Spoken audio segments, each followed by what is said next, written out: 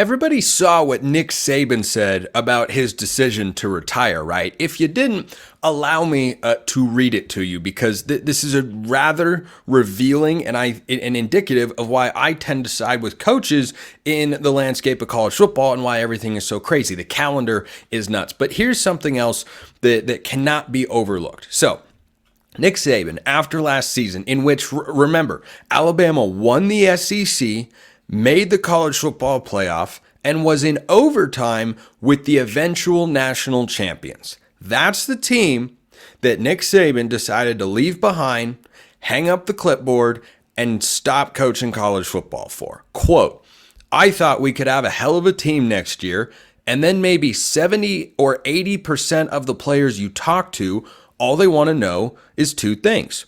What assurances do I have that I'm going to play because they're thinking about transferring? And how much are you going to pay me?" Saban told ESPN's Chris Lowe. "Our program here was always built on how much value we can create for your future and your personal development, academic success in graduating and developing an NFL career on the field." End quote. Actually, quote continues. "So I'm saying to myself, maybe this doesn't work anymore, that the goals and aspirations are just different, and that's all about how much money I can make as a college player. I'm not saying that's bad. I'm not saying it's wrong. I'm saying that's never been what we were all about, and that's not why we had success through the years," end quote. So this particular remark is indicative of a couple things. Number one, why I am so excited to see Nick Saban on College Game Day. That's the sort of quote you only get when Nick Saban is retired. That sort of insight, that sort of honesty, just getting right to the heart of the matter. I think he's going to be great as a pundit on College Game Day for that very reason. And he can offer stories and insights and trials and tribulations and everything like that for what it's like to be a college football coach in the modern world. But the second point is the most important one, and that's that anyone who pushes back on college coaches who are resistant to all of the change that is taking place in the sport are not fully comprehending how much a coach is having to deal with. And notice Saban said in there, maybe he's being not facetious, but just kind of trying to cover and not cause too much of a firestorm or anything. I'm not saying it's wrong for players to get paid. I'm not saying it's bad or that he's against it. But what he is saying is that the mentality for these college kids and these players has clearly shifted. Not all of them. Because remember, he said in there 70 to 80% of the players you talk to. Well, he's not talking to every single player. But you can't do anything about kids wanting to transfer if you're a head coach. And yeah, that player has got a lot more power than he used to just 3 to 4 years ago before the portal was unleashed. And if you're a head coach, you are definitely having your ability to influence your team diminished in that capacity. Because if you recruit a kid, let's say he's a 4-star recruit at any position, and you don't plan to play him his freshman year, he thinks he could play a little, and maybe he could see some spot work, but he's not ready yet. And there's a development process, and there is a plan to make him the best player that he can possibly be one day. If he's expecting to play at least some in year one and be a starter by year two, but you know he's not going to be a starter. He'll be a player year two, but he won't be a starter until year three, but he's not happy with that. What are you supposed to do about that as a coach? Not recruit a talented player? Because you can't always know. You can't always know which kids are going to be targets to hit the portal. Every fan listening to or watching this show over the last couple of years, I could almost assure you, has had a player leave their team where you went, oh man, that guy left? Why would he leave? I thought he was going to be this. I thought he could be that. And so you give an outsized amount of power to these kids, and they are exercising it, which is what you would expect to have happen. The flaw in this structure and dynamic of college football now is that the kids are allowed to have that much power. And I'm not completely anti-player and pro, organization and corporate, blah, blah, blah, blah, and whatnot. But what I am in favor of is having some structure on this. Because when people say the transfer portal is like free agency, no, it is not. There is nothing in professional sports comparable to the college transfer portal. Because in the college transfer portal, you can leave at any time. You can stop playing at any time. The school has to honor its commitment to you, but you don't have to honor the commitment to the school. I don't like the world that creates and the dynamic between some players and coaches, which is clearly prevalent, as Saban hints at here. Not really hints at, just kind of openly talks about. And I don't like the message that we send to the kids, that if you're not getting everything you want all the time, to just quit and give up, to just say, no, I'm just leave. Just go somewhere where they're going to cater to everything that is all about you, and it's all about you, and it's not about the team. That's not something that I think is conducive to fostering a strong sport. And that's why you have a lot of these coaches leaving. Now, coaches have always left at some level. That is 100% a fair counterpoint in this particular discussion of, coaches are not wanting to be head coaches, whether that's Chip Kelly or Jim Harbaugh or Nick Saban or Jeff Hafley, Boston College, who went to be a coordinator rather than being a head coach.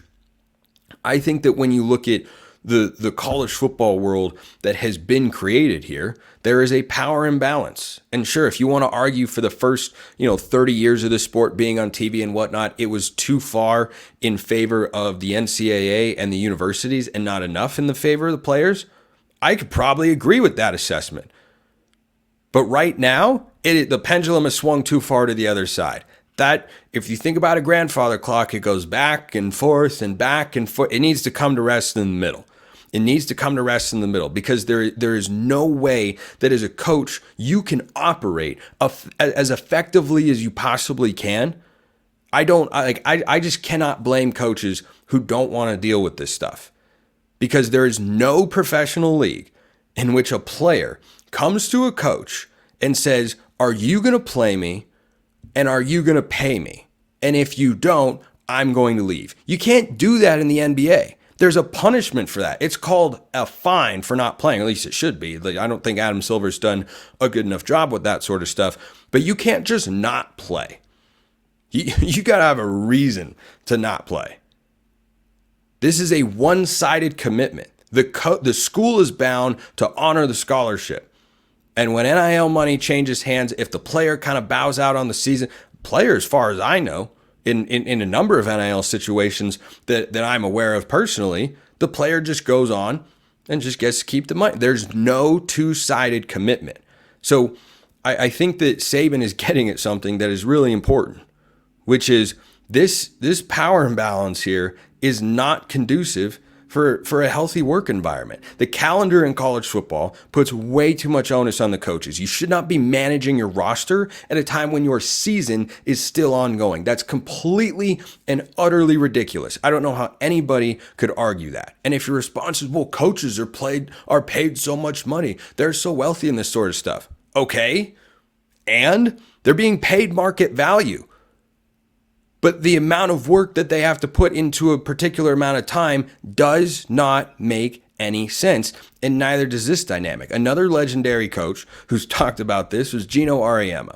And Gino Auriemma, the all-time winningest coach in the history of UConn women's basketball, I think he's up there for just one of the all-time winningest basketball coaches ever, was asked after a game, a couple months ago, I think it was at this point, about, all this sort of stuff. And the way he's looking at it is, I don't think that the coaches are as opposed to players getting paid or getting compensated for, being on the team and whatnot, helping generate revenue for the athletic department and these media deals. I don't think they're as opposed to that as some people might think. What coaches are opposed to, and I think they are right for being opposed to, is what Coach Auriemma talked about. And he said, how do you coach a player who feels like you owe them everything and they owe you nothing? That is not how you create the best locker rooms. That's not how you create the best teams. It's not how you get the most out of sports. So player compensation is someone I think almost everybody is behind in some form or fashion.